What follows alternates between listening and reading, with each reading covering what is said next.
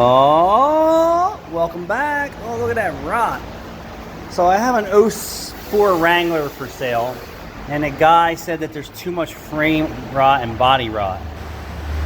Dude, are you out of your mind? This is a 2012 that's got body rot. Is there rust on your Jeep? Dude, every Jeep that you look at, and this is a newer one, this thing has more surface rust on this Jeep than my 04. If you're buying a Jeep, especially in this part of the world, you need to expect to see rust and rot. Welcome to the Jeep world.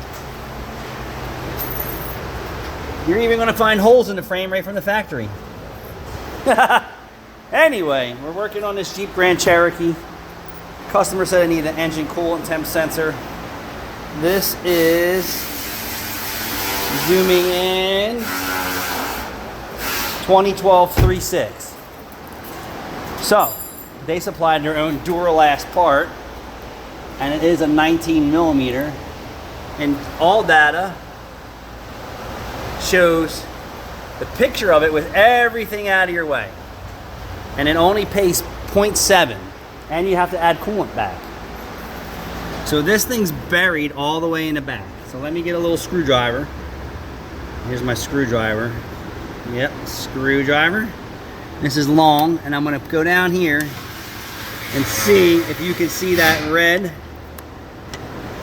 Ready? So behind the coolant hose, can I get in there? There's the screwdriver, you see it? So behind the coolant hose, you're gonna see this stupid aluminum cap that insulates. What did I do with it? I don't know where it's at. So it's aluminum foil cover with a little cap on it. Well, guess what? You can't get to the sensor with that cap in the way, and that aluminum crusty cap, here it is, because I ain't putting it back on. So this covers the sensor. So you see this from the top, and then the harness goes through there. Well, this gets pinned underneath the coolant hose. How did I get it out?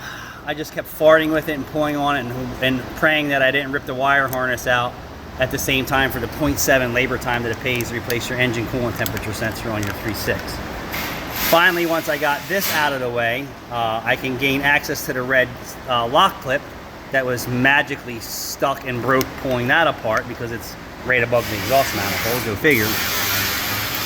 And then once that happened, I had to get a socket that had a recess in it enough that the sensor would slide into, which is a 19 millimeter.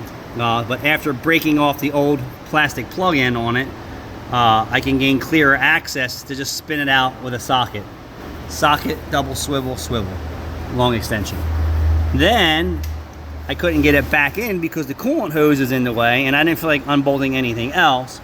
So I sacrificed my 19 millimeter gear wrench, speed wrench, and then it's flexible so you can slip it down in there and crank it in, but don't over tighten it. You could go with the other wrench and try that, but this was much faster.